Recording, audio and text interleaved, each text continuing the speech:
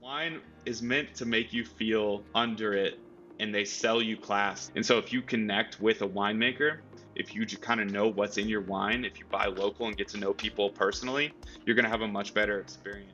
Welcome to another episode of the Abundant Minds podcast. Today we're joined by Ben Justman. He's the owner, winemaker, and chief Bitcoin officer at Peony Lane Winery, which is based in Peonia, Colorado. Ben is a passionate entrepreneur. He's a skilled winemaker, a dedicated Bitcoiner, and a remarkable shitposter, which may be how many of you know him.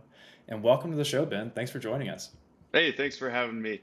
Uh, Always fun to have these conversations. And I, behind the stage, was learning what you were doing with Abundant Minds. It sounds super cool.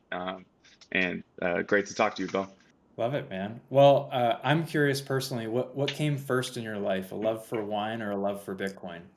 Wine came first into my life, but I would say that the passion for Bitcoin probably came second.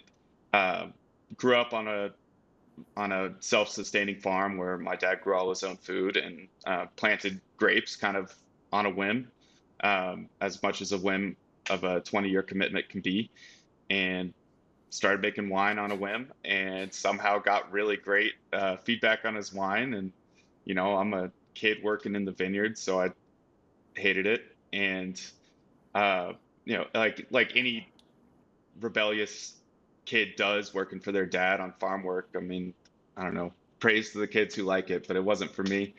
And at the time, and that kind of made me rebel against wine. And then in 2019, it just kind of seemed like too good of an opportunity to pass up to move back home and build up what my dad had been doing as a hobby and start a business for myself. And so that kind of just was like a passion for business, honestly, to start out. And in that, I learned about Bitcoin, and that just like totally fascinated me. I'd already been into personal finance and budgeting, and I don't know, I was into low risk index funds as far as investing and retirement accounts. And Bitcoin, just learning about Bitcoin as money, as a technology, and the history of money, everything about it just like totally grabbed my fascination. And honestly, it has like it's made me love what I do in wine more, because it's given me the vocabulary and made me appreciate low time preference lifestyle and thinking. And also, the Bitcoin part of my business is the most fun part of my business, so it makes everything better.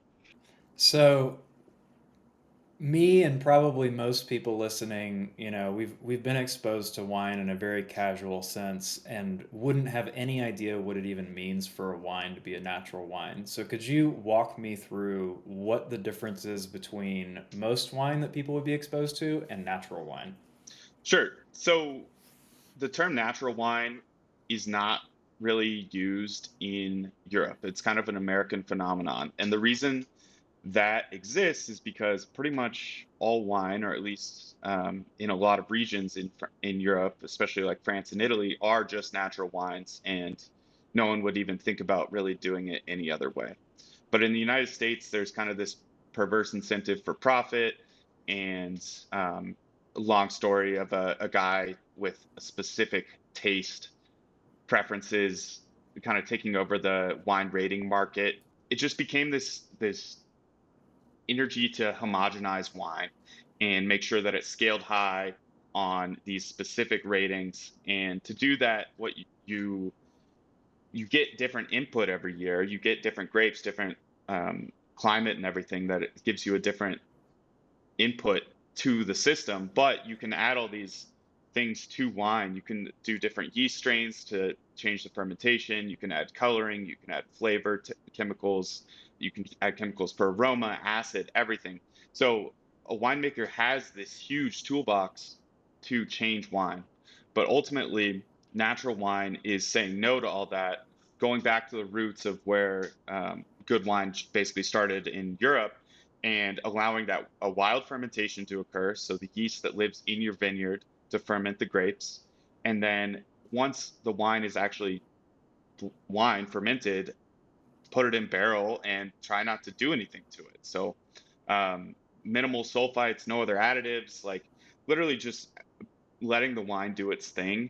And the metaphor I like to use is, as opposed to like a chemist, which is what a lot of winemaking legitimately is a chemistry experiment, is just going to be a shepherd and physically putting the wine in a position to succeed. I kind of see my role. I don't mean this like in any real like lofty comparison, but natural winemaking is a lot more similar to what Satoshi did in bringing Bitcoin on to start, where he's shepherding it, he's doing something, he's declocking his miners at the very beginning, and kind of pushing Bitcoin to succeed, knowing that it's going to have to succeed on its own. So it's going to have to be anti-fragile without his input, as opposed to managing money like a central banker is kind of more the fiat or conventional winemaking method. So would you agree in the Bitcoin sense, it's like fiat currencies are a dilution of the value of money. You've got all these managers and makers who are tinkering with the concept of money and the value that we exchange. Would you say that natural wine, in a sense, like Bitcoin, is removing the middlemen, removing the tinkering so that it can just shine on its own and be what it's supposed to be? Sure. So you with conventional wine, you get very consistent product. You can get good wines that way, and I mean, you could probably get a few great ones, but ultimately, it's a lot more consistent of a product. And with natural wine, I think what you're diving into is like the year to year variation, and you're gonna have some mediocre wines and some absolutely incredible wines. And without allowing for that variation, you don't get the high end. And no one really remembers the wine in the middle. You might remember the wine at the bottom, but ultimately that's going to be priced super cheaply and just kind of disappear as table wine. And when you zoom out, what you really see is the incredible wines. And so if you're not allowing for any incredible wines, all you see is zero. So it's like you need kind of that hands off. You need the sort of either, when Bitcoin's case, in money's case, the free market, or um, in wine's case, just kind of the high quality year, being allowed to do the high quality year stuff, to really get greatness. And in the long run, I feel like greatness is what is remembered. It's what matters. So, um, taking the human impulse away of taking the human impulse of tinkering continuously away kind of allows for that. Do you feel like your exposure to wine or your exposure to Bitcoin kind of changed your opinion on time preference? Like have those two things kind of informed the way that you approach the other?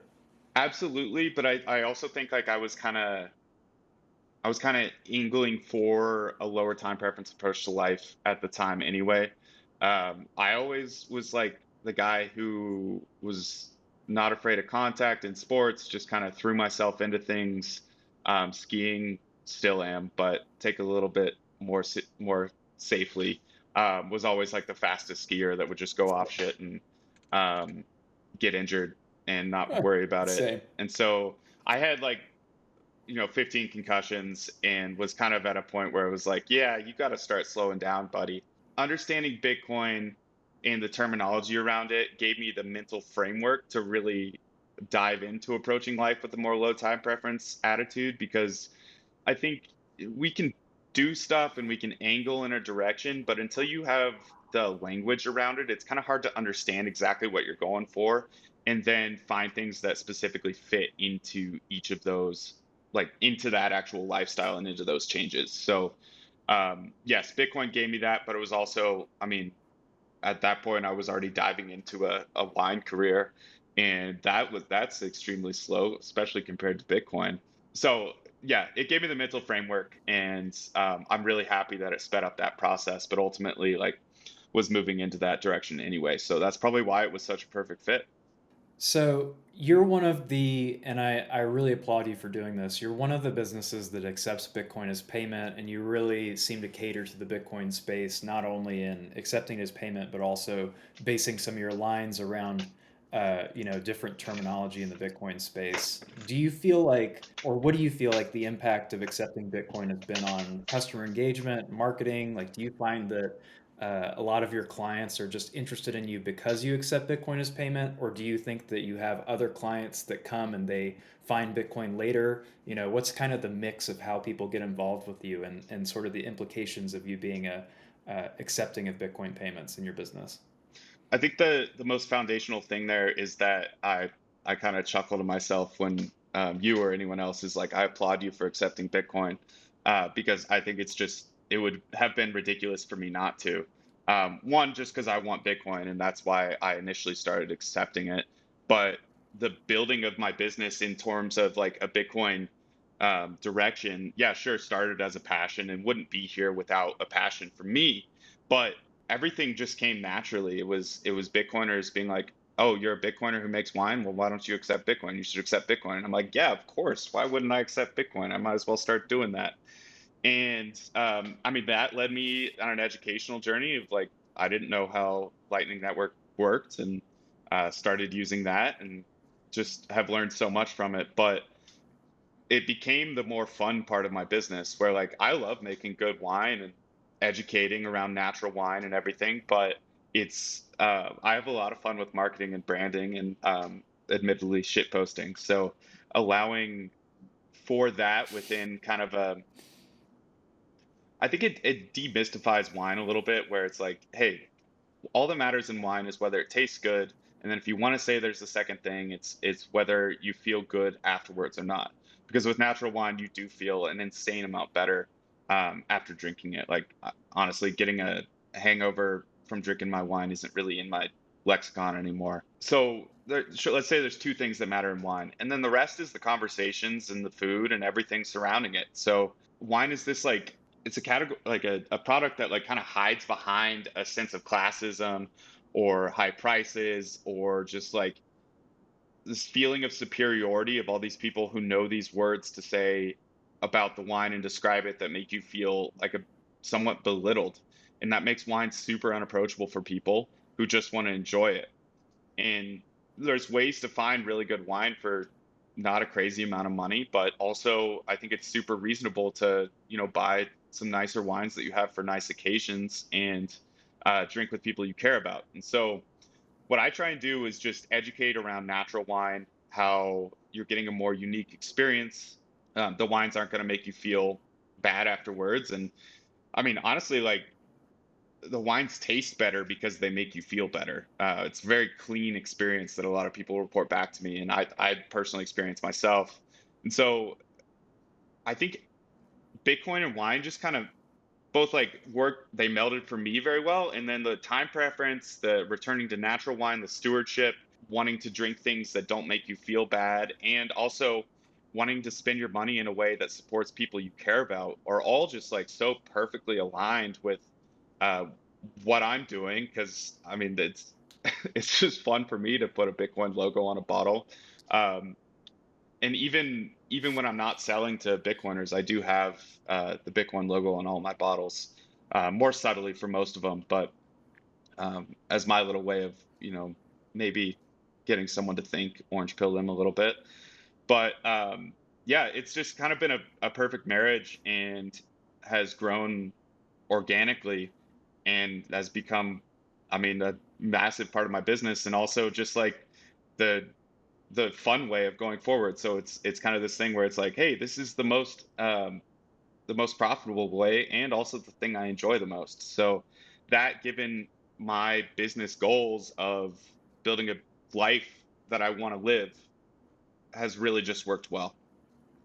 So using your business as an example, because I know that's the experience that you can draw from. How would you say that accepting Bitcoin as payment uh, is? How do you think that impacts the way that we do business, and how do you think it impacts the way that other businesses show up in the world? Mhm. Well, I think there are people who just want to spend Bitcoin with you and support you. But ultimately, if you want people to actually pay in Bitcoin, which I think we're gonna, I mean, whenever people talk about like looking at the world with a game theory lens, a lot of times it does come from the adoption of Bitcoin does come from the producers not wanting to receive bad money for their hard work produced product. So me being at the early stages of, yeah, I can just translate fiat into Bitcoin if I wanted to. Um, it's kind of made me look into like, okay, when I accept Bitcoin, what makes someone pay with Bitcoin? And sure, I can give someone a slightly better deal. In the future, if it's fiat sucks, maybe you just give a worse deal for fiat payments. But ultimately, you have to have a really good product, and you have to have, I think it really helps to have a story or alignment with someone who's going to pay with Bitcoin. Because ultimately, when someone buys something with Bitcoin, I find it as like they are giving you the ultimate vote of I want your business to exist in the future and succeed. So it's kind of like the buy local movement where I want to spend my dollars in my local community because those dollars stay in my local community and make my life better. They support businesses that I want to exist. They pay taxes in my local community, and um, they just make better people flock here. And so with Bitcoin, it's kind of the same thing. It's just a little bit more disparate in around the country in my case because I can't ship internationally. But it's Bitcoiners voting for Bitcoiners to succeed, and that's a pretty cool network effect of having like all these allies in your corner to succeed as part of your business that I don't know that really any other niche has. So it's a pretty powerful force to have, but ultimately you have to have something that is high quality that Bitcoiners actually want to buy with Bitcoin and care about that it exists in the future. And you have to have that brand alignment. So it's kind of I think Bitcoiners are really, after like seeing so many scams in the past, however long someone has been into Bitcoin, where Bitcoiners are super hyper aware of something just like either being too good to be true or just being a facade, nice words, nothing actual of substance behind it. And so I really don't think it works at all if you're not all in to Bitcoin or like very serious about it. Yeah, there will be an initial burst of like, oh my God, you're accepting Bitcoin. Like, we want to support you. We want to show how good Bitcoin is. But without continuous growth into learning about Bitcoin or actual, like, you are quote unquote one of us, I don't think it really matters to accept Bitcoin. A lot of people have told me if they just have, like, if they just go to a website and there's like a Bitcoin checkout, they'll probably just pay with credit card. You can kind of need to know that the person is actually holding and accepting and gaining the benefit of holding Bitcoin long term to want to really vote with Bitcoin. Because otherwise, it's just like, I might as well keep my stack and pay you in fiat if you're just going to convert the Bitcoin to fiat anyway. Do you feel like in that sense then that sort of catering to and marketing to the Bitcoin crowd has almost held you to a higher standard in your business? Like you can't just do it as a publicity play or a marketing play. Like there has to be something behind it that resonates with that crowd that's not just smoke and mirrors or marketing. I mean, I don't know that my business would be any different if, as far as like what I'm producing would be any different if if like Bitcoiner, if I wasn't marketing to Bitcoiners, because my other niche is natural wine, and Bitcoiners I think just appreciate natural wine. From a marketing perspective, I would definitely be a lot different. I mean, I wouldn't have. I mean, realistically, like I'm going all in on Bitcoiners. That's my like online sales is shit posting on Twitter, and so I would be just going a completely different business model if I wasn't selling, if I didn't have like the Bitcoin community wanting to buy my product, and it would be a lot more similar to the businesses around me currently, um, which are great, but having Bitcoiners kind of gives me this freedom to take risks and um, go in ways that other businesses around here aren't really doing. There's kind of a, I don't want to, it's not a stigma against, but it takes, we're 50 years into having wine in Colorado, and that is an infant in wine terms. And so to be like discovered as a wine region and for people to take wine from your region seriously, you have to have like a ton and a track record of high, like gold medals in competitions, just wines that people absolutely love. And you have to do that for a long time for people to even like start hearing about you. And so having Bitcoin, I guess, as a marketing tool has kind of allowed me to introduce Colorado wine to a very disparate group of consumers where everyone else is like marketing to people that are tourists. Oh my God, Colorado wine exists. Like that's cool. Let's try this local wine and don't really think anything of it. Whereas every time I go to UPS and they're like, "You're shipping wine to California? That's crazy. Don't they have a ton of wine out there?" So it's kind of like opening the doors to Colorado wine, and hopefully more people come in and experience Colorado wine, because I think I mean, especially Pinot Noir where I'm at are going to be well known in the future. But otherwise, I would just be selling to locals who don't really think Colorado wine is anything specific. And so now with that, oh, this is the Bitcoin wine, it just happens to be from Colorado, kind of gives that Colorado wine thing a boost as well. I mean, obviously both are good for my business, but there's a lot of good things about Colorado wine in that there's not many pests here, so there's way less spraying for pesticides. We're in super high elevation, which just is a super unique thing. Like I'm at 6,000 feet. There's wineries around me up to 7,000 feet that are growing amazing grapes. And to put that in context, like go out to California and they tell you it's high elevation wine, they're at 1,000 feet, which to me is like honestly just sea level. I'd make no Yeah. differentiation there. And so what you get in this high elevation environment is you get these really bright fruit forward wines with high acidity. You get amazing just normal fruit here, but that's even more concentrated in the grapes, in the wine, just because of the winemaking process.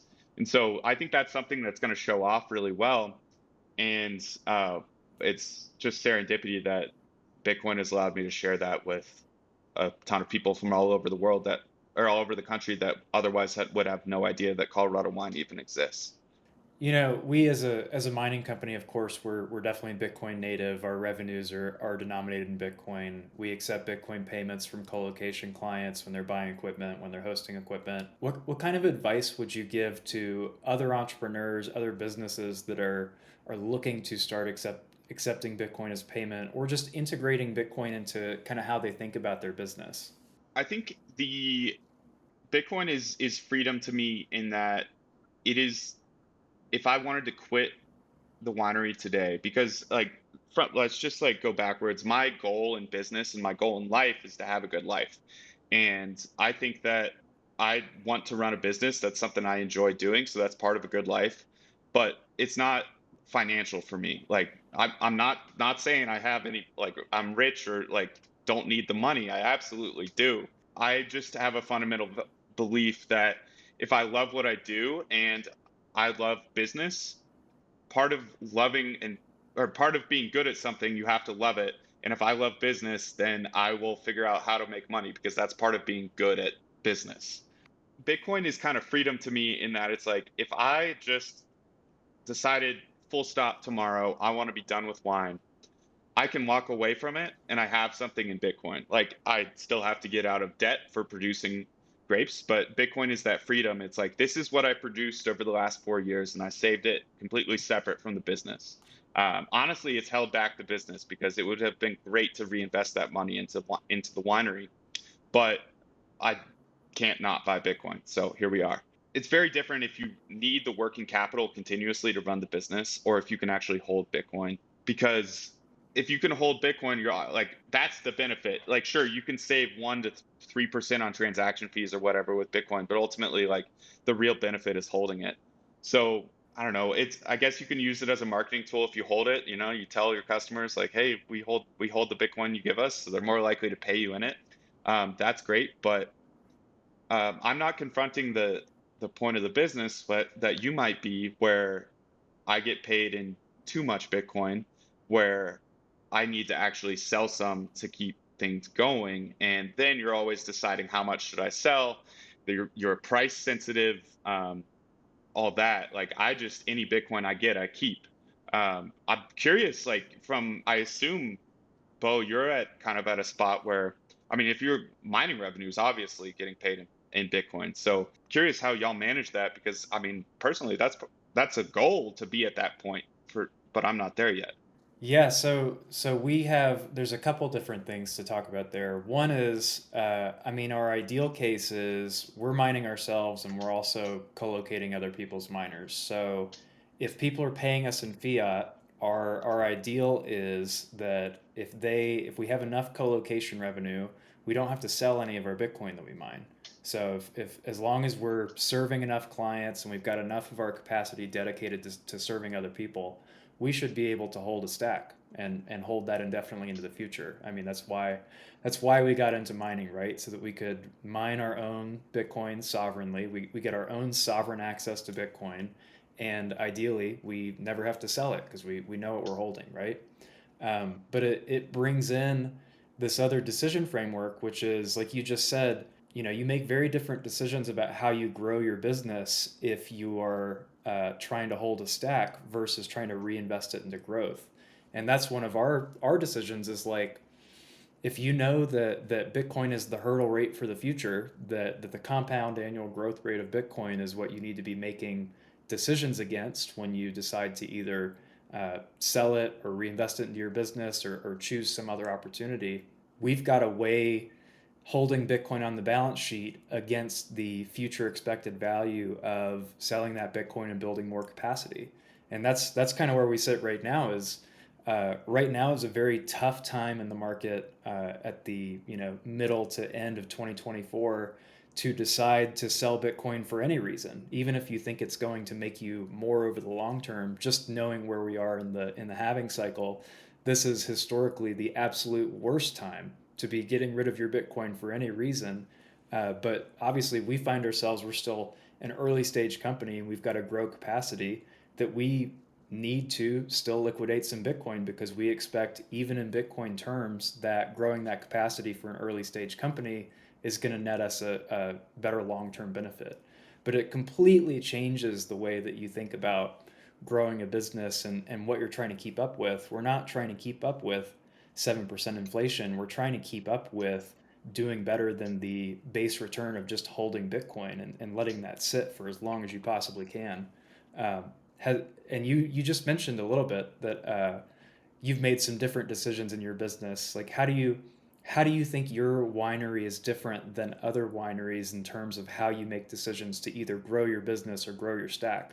So I'm kind of just now hitting a point where I can think about maybe trying to time things, where honestly, like I've kind of gotten to a point where I'm like, should I be kind of working in the mindset of like produce a ton on 3 of the 4 years and then try and time that year of a Bitcoin bear market where I don't produce a ton of wine, I just siphon off profits from the previous 3 years production and am able to stack a ton of sats during that time. And like my scaling process has kind of just been YOLO. Like I started the winery on a bit of a Leroy Jenkins mission and taught myself everything in the way. And every year I just scaled up more and more, producing more wine than I produced the year before because I had no idea how big I wanted to get generally, but also how much wine I would sell in 3 years. And with the downside being like it's really easy to scale down in that, oh, I didn't sell all the wine. I guess it's just going to continue getting better and I'll keep selling it.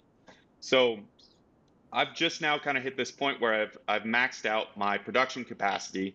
It would take not massive but big investment to expand storage and production capacity. And I'm like, to do that, I would have to sell Bitcoin, and I don't see any return on that investment for another 3 years. So Hmm. if it was immediate return, maybe, but like I just don't see.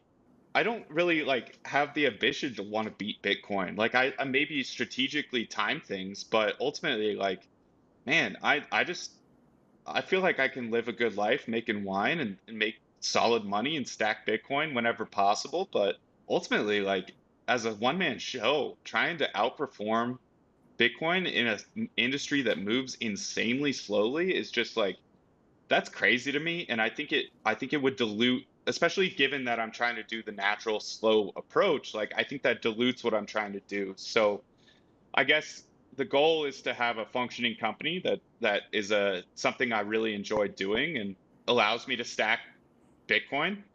But I guess I don't really work under the illusion that I'm going to be able to afford or improve especially once like now I've hit somewhat maturity. I'm still not there. I'm still growing and have a lot of growth to do, but like 50 to 100% compound annual growth rate going forward, no way. I just have like that'd be great, but I have no real ambition to do so. Um, because that I don't know, that sounds crazy to me. But like you've got a team, you've got capital to get put to work. It sounds like you've got great foundation and everything. So like there's definitely potential there. It's just like that's such an insane hurdle rate to go through.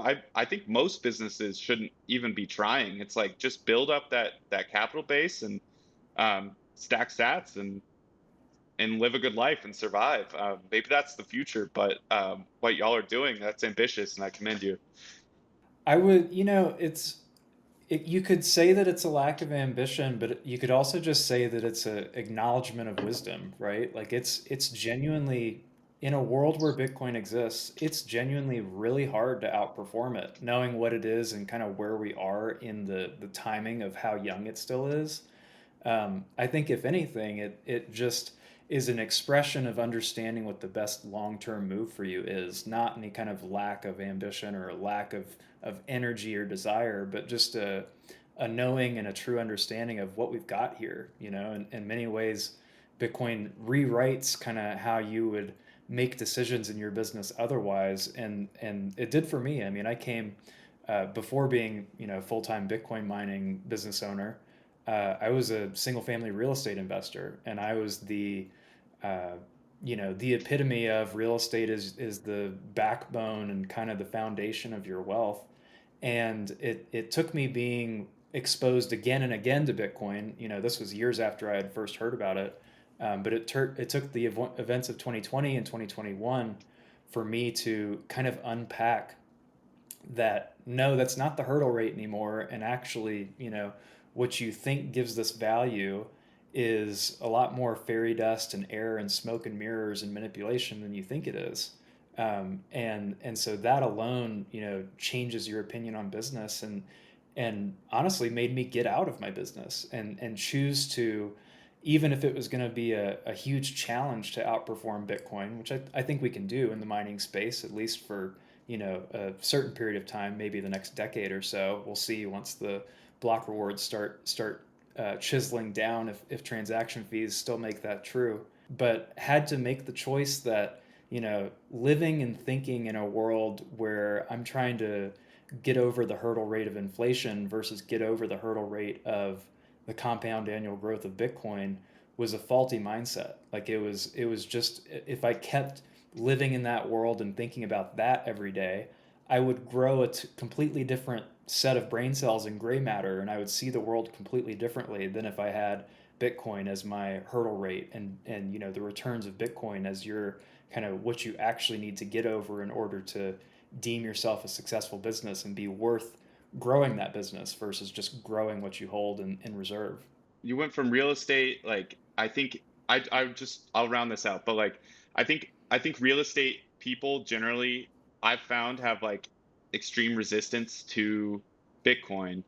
And one of the big things is you're not getting that quote unquote passive income. And you move to the Bitcoin sector that has the closest to that. So I guess two questions is like, is that kind of what drew you there mentally? And if you've noticed that similar real estate person having trouble kind of grasping Bitcoin for that reason um, in your experience. You hit it on both points. So I think Bitcoin is a really natural fit for people that have already built the mindset around real estate as an investment. And I do love talking to real estate investors because I think they naturally get it. Part of the reason they're holding real estate is because they know that holding fiat currency is a losing strategy, right? And Hmm. they are naturally and incentivized to take out a ton of leverage to hold this property to get over the hurdle rate of inflation. And they're very intuitively aware of needing to borrow a failing currency to get into a hard asset. So in that sense, it's an easy move. But you're right. The reason that Bitcoin doesn't appeal to a lot of them is because real estate comes with cash flow.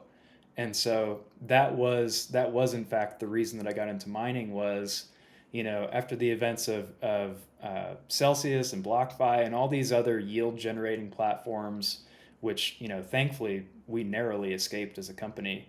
After seeing all that blow up, realized that if you want to get cash flow on Bitcoin, you should not be lending it out, apart from some very rare cases. And so, if you're going to get Bitcoin denominated cash flow, one of the few, if not the only thing that you can do is get into mining. And in that sense, it is a really natural fit because you are still dealing with a real estate asset, right? Hmm. In that sense, I never actually left real estate. We're just changing from single family or commercial or large industrial to these very specific strategic resources that have an energy component, that have a networking component. And so, in a kind of funny roundabout way, I never got out of real estate, but I changed the way that I looked at the real estate that I acquired. And the only real estate that held any kind of long term interest for me was the kind that I could mine Bitcoin with, because I believe that, especially in the next couple decades, that's going to be the property that everybody wants to get. So, part of it was, yes, I needed to have this psychological backstop of an income strategy, and I thought it was a great fit to be in mining. But the other part is, one of the few pieces of property that I don't think will be out of fashion or that will lose its value comparatively is the kind that you can go mine Bitcoin on or build other Hmm. kind of data centers on. It's one of those mega trends that I think if you're going to be investing in property, that's probably the kind of property that you want to be in. That's kind of cool parallel in that. I mean, what we were talking about earlier with like my shift to Bitcoin was kind of maintaining that same thing I was doing, but just the incentives being there to move towards Bitcoin. So naturally doing it. And I mean, transit, it seems like on its surface, probably totally different for you, but also like it's totally, as you described, the same thing. It's just kind of a natural transition into seeing the world differently, valuing your future versus Bitcoin and shifting. Yeah. I mean, yeah, you have a lot more, there's a lot of different things as opposed to me just selling to Bitcoiners, but like shifting to yeah, Bitcoin oriented real estate business sort of is that's a pretty cool natural transition. I mean, part of the reason it makes sense as well is if once you see how much of the value in the world is propped up by either debt or, is debt-backed real estate, if you're going to go after a market, you probably want to go after a large market. And in this case, the debt and the real estate markets are the largest in the world. So if there's two groups of at least in theory, very smart people who have built up a lot of assets that are most likely to grok this and understand it and make a transition. Those are also going to be your most impactful people to influence, as the people that hold most of the world's wealth. So in some sense, it's getting on the trend, but it's also recognizing who is going to be most helped by the trend and where most of the energy is going to flow from and go into Bitcoin. Yeah, and I would say that Bitcoiners are going to be most helped by the trend, which means Bitcoiners are going to be doing a lot of celebrating, which means they're going to need a lot of good wine. I would agree with that 100%. And, to piggyback off of that, you've got a couple cool things going. One, you're about to release a new wine, right? Hmm. Yeah, so it's I've been doing a kind of a stage tier release system, but basically I'm tasting all my wines, and whenever they're like really getting good with because they change with age, I release them. And so the very next one I'll release, which is probably going to be right around the time of this podcast release, is my 2021 Cab Franc. Outside of my 20, so the previous vintage, my 2020, I would say outside of my estate Pinot Noir, which will probably always be the best wine of my vintages, the 2020 Cab Franc was probably the biggest hit. So I've been super excited to release this 2021. I just wanted to give it a little bit extra time to age, but realistically, I probably could have released this 6 months ago and it would have been incredibly good. But the next one after that I'm releasing, that will be coming soon once this episode posts, is the one I'm really excited about. Less from a wine perspective because the Cab Franc is just insanely good, and this next one is really good. So I don't mean to downplay that, but I guess it's just overshadowed for me by the marketing perspective. I'm releasing another Bitcoin wine. I guess is the way to say it. Basically, I've got a cool like kind of Bitcoin styled logo. It's going to be called the blend name will be called Higher. And I promise that's probably going to be the only Creed reference on the bottle. But um, it's like I said, like the wine's really good, but it's also just like a really fun way for me to have fun marketing because I mean I have these wines that this 2021 like I literally made 3 years ago. I've had it for so long that yeah, it's new and exciting to release to the world, and all these wines are, but like I've had them for 3 years and I've watched them grow, like it's ready to release, but um, watching it become a cool totally different from anything else I've ever done. Like label on the wine, which is kind of what the wine becomes, is really fun for me. So I know people have been super excited about that one in the Bitcoin community. So I imagine it'll go quickly. But the last time I did a Bitcoin wine, I did it with just 210 bottles. I just picked the best barrel of my 2021 vintage and released that as Satoshi's Reserve, a really like small release. And so this one's going to be a little bit bigger. I had a lot of people asking for a more approachable price point, honestly. Like the Satoshi's Reserve is really high quality wine at $210, super special. But this one will be priced alongside the rest of my wines to make it a lot more approachable, a lot easier to get that wine on the table in front of your no coiner friends to convince them that actually, yeah, no, people are buying stuff with Bitcoin. There are Bitcoin companies. Bitcoin a lot of times is this intangible thing for people, and obviously a lot of people think they missed out. And there's plenty of reasons to not figure out Bitcoin for people and just kind of like push it off to the side. But having kind of a tangible product to hold and feel like, no, this is real. It's not this thing that I see on the internet all the time. I think just might bring it more home for people. I hope so, at least. And it's at least something cool to put on the shelf and drink during the next, like, whether it's a price milestone or the next halving or something. I gotta say, following your business from afar, apart from getting the chance to taste delicious wine, my favorite thing to watch is your kind of market testing and A/B testing on different wines and different logos. It's one of the coolest natural ways to get engaged with your community. And selfishly, I'm curious, have you ever thought about doing any mining themed blends? And if you have, I got several names for you to try out. But I'll let you speak first. So I don't know what I'm going to do with Bitcoin blends going forward. It might be something that I keep doing the same one, and it just becomes like a year to year thing. Like this is the Bitcoin blend that I do every year. I may continue doing Satoshi's Reserve as like the best barrel of every year, but like, man, if Bitcoiners like keep buying my wine, I'm not even going to try and sell to normal people. I'm just going to like go all in on Bitcoin. So I want to hear these names, and I want to hear what wine you think might go with them. Ooh, okay, that's gonna be harder. My personal favorite is a Malbec, but I do love a good Pinot.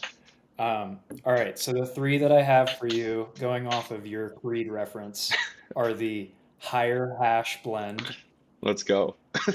We got we got the deep in the mines blend and fine mine wine. I love it.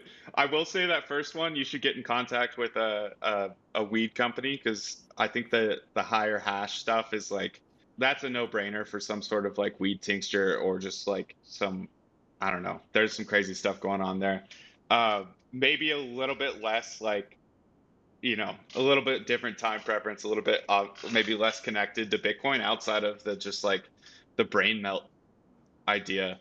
But that deep in the mind, that what deep in the mines, that's nice. That'd be like a nice Syrah, I think. Something super deep and juicy. I love it, man. I'm I'm Yeah, so like glad. I appreciate you not publicly shaming my ideas. no, dude, I like I mean, I like I said, I have these wines for like 2 or 3 years before I release them. So there's constantly like new ideas kind of going on in my head of like what I should do with them. And I've learned to just be as patient as possible and release wine slowly because there's new labels to do, new ways of marketing, different timing on things, wanting to release it to my wine club first, all that kind of thing. That's like, I don't know. It's super fun to do. I have so much time to think about things, and that's where the probably the A/B testing comes in. Is like, yeah, I got to release this product, but it'll sell, and it's just going to keep getting better. So like, whatever. We'll just make sure it's the right thing when I do release it. Because if you're staring at something for 3 years and then you screw up on the release, like, what are you doing? So I don't know. It gets people excited for the wine, and it's also just fun for me to kind of learn where the community's going, what people think of things, and I don't know. I've got no my ego on this is like relatively low, I guess, in that I know that there's so many brilliant people in Bitcoin that someone's going to have an incredible idea, and if it's just me and the company trying to think of everything, that limits my ceiling. So if it's not my idea, like I don't care. I just want the best idea.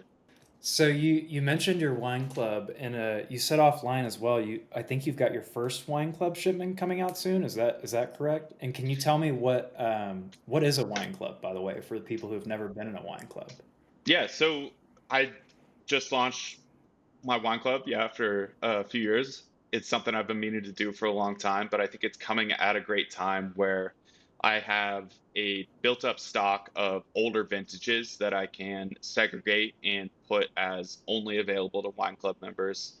And essentially, Wine Club Foundation is it's a subscription service. I mean, you get a shipment of 4 bottles every 3 months, and that's kind of like at its foundation. Sure, yeah, you get wine. You're a member of the club, you get the wine.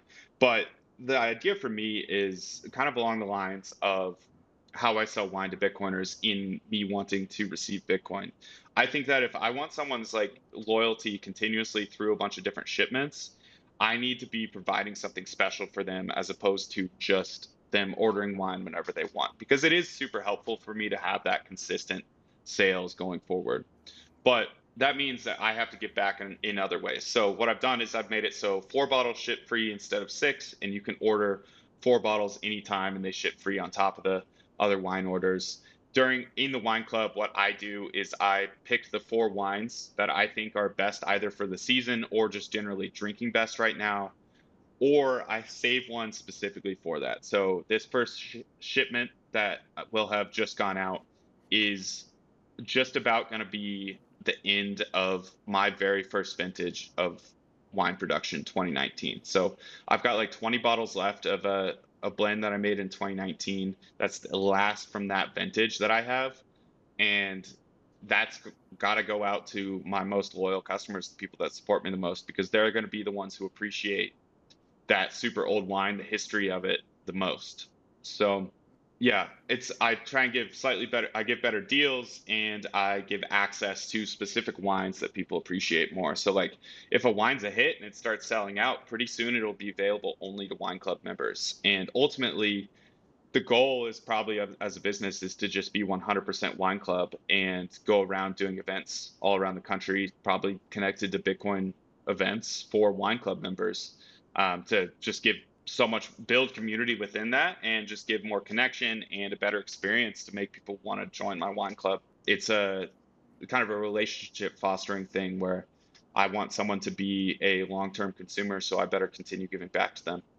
Very cool. And if people want to be a part of that and get in the wine club, how did you direct them? And are there any promos going on if people are, ready to act now, so to speak? Sure. So the next wine club shipment after this first one will be in right around Thanksgiving. Get ready for Thanksgiving dinner. I've got some sweet wines picked out for that, and you can join. It's kind of just the cost of the 4 bottles. If it's older wines, you get discounts on those as opposed to them being high priced for the low inventory. But all the deals are within the wine club. You get access to the older wines. I'll be looking to do events in the future, and the lower quantity to receive free shipping, which I think a lot of people don't really understand is kind of a big deal in wine. If you haven't ordered wine before, shipping is crazy expensive. It's not only a fragile product in that it's glass, it's heavy, so that adds to shipping, but it's also super temperature sensitive. So it needs to get there quickly. If wine gets super hot or super cold, it can ruin the wine. So Um, Free shipping on 4 bottles as opposed to 6 is somewhat of a big deal, even though it may not seem like that on the surface. Um, I am getting away from doing discounts. It's a high quality product, so um, if you really enjoy high quality natural wine, I think you're more than willing to pay for it. That's awesome, man. Have you, I mean, I feel like there's a ton of synergy, especially with maybe cheese and bread and, people who'd make gift baskets, but have you connected with other goods and services companies that are accepting BTC, or other goods and services company in your community that you can kind of fold them in? Like what's the master takeover plan to be in everybody's gift basket across the nation? Unfortunately, alcohol restrictions are just like a, absolutely a pain in the ass. I have to ship everything directly from me and go through a third party to have liquor licenses in every state. So like while I want to link up with all these companies and do cool things with them, it kind of just has to be ad hoc and separate as of now. I worked with KC Cattle to do some cool giveaways where they were doing a deal where if you bought, I believe, like just a specific box of beef, they would send you 2 bottles of my wine to pair with it. And so doing stuff like that is super fun. I have to have a liquor license in all 50 states if I want to ship directly to people. And that forces me to use a third party provider for that. So essentially, they act as a middleman. I'm a fulfillment company for them. And people go to my website. It looks like they're buying from me, but ultimately, like legally, they're buying from another company. And this has kind of been the biggest thorn in my side when it comes to accepting Bitcoin, because these people, no matter how much I push and prod them, they're just like most people and they don't understand Bitcoin. They don't understand why I would want to accept it. And also, I'm one of the only wineries pushing for that. So it's a frustrating thing both in Bitcoin and in partnerships with other companies, the regulatory hurdles that I have to get around as a small winery. And I'm all for, states' rights, getting states to have different laws, but it just seems like, hey, I have a liquor license in Colorado. I should be able to ship wine to someone who wants to buy it in, I mean, Utah, but like also Oregon and anywhere. So it's something that could come in the future, but as I've kind of been bootstrapping and building up, it's been an ad hoc thing where I'll give great deals when people want to do a giveaway or do a special deal for something like a big, like I released, I gave away 2 bottles of wine with the purchase of a bunch of steak from KC Cattle a few months ago, right when they started accepting Bitcoin, and that was fun to do. But as far as like growing that as part of the business, I think Peony Lane is relatively standalone for, unfortunately, regulatory issues. And there's regulatory issues with selling all those products as well. So it's it's just something that I'll do when the opportunity strikes. But ultimately, um, get your local rancher and then get the wine that you want to drink with it. Love that. Well, as we wrap up, you got any final thoughts you want to share with the audience around wine, around Bitcoin, around entrepreneurship? What do you want to leave our audience with? Just say that, remember that wine is kind of meant to make you feel small. The wine industry, they hide behind tons of class. They hide behind labels that obfuscate where the wine's from. And there's no ingredients list on a bottle of wine. So there can be 73 different ingredients on a wine bottle without any mention of them. And sulfites are the poster child for giving you headaches and making you feel bad after you drink wine. But ultimately, it could be any of those things, even though, yes, a lot of people probably react negatively to the insane amount of sulfites added to wine. But the two things that matter in wine are, does it taste good and does it leave you feeling good afterwards? And nothing else matters. Whether someone tells you it's a good wine or not, whether it's expensive or not, who cares? Whenever I'm doing tastings, if someone says they taste this flavor, they're not wrong. They experience that. That's fine. Even if I've never tasted bubblegum from my wine before. So wine is meant to make you feel under it, and they sell you class. They sell, it's like a bit of a snake oil salesman industry. And so if you connect with a winemaker, if you kind of know what's in your wine, if you buy local and get to know people personally, you're going to have a much better experience. But generally, if you're just looking for low intervention natural wine, yeah, you got to either know the person, buy expensive French or Italian wines, or just keep trying a bunch of different stuff. So I'm here if you want to start, get your natural wine journey going, and see the difference, because really, like, once you start drinking natural wine, it's hard to go back because you feel so much better. It's wild to be able to just have like a great night with your friends, great dinner, and not feel horrible the next day. It's pretty freeing. So it's a much better way to have a good relationship with alcohol, um, going forward when drinking nice wine. So yeah, drink good wine, have good friends, feel good after, and it's going to be a good life and run from here. That's such a wonderful parallel to Bitcoin. You know, nobody the existing financial system is obscure, purposely obfuscated. They hide behind brands and armies. You have no idea what the ingredient list in our fiat currency is, how much of the mixture is violence and how much of it is gaslighting. Nobody will tell you, and it's not publicly available. And much like your wines, you know, there's no central bank hangover when you're living on a Bitcoin standard. If anything, it's a post central bank printing joy and elation that you get to experience. And I think that's part of the low time preference lifestyle, is that it just gets better as time goes on, and you keep on being consistent and committed to the right things over the long term. But Ben, I'm so glad that we got to connect, and so glad that we got to share about your business and about wine and about thinking about Bitcoin as entrepreneurs and business owners with our audience.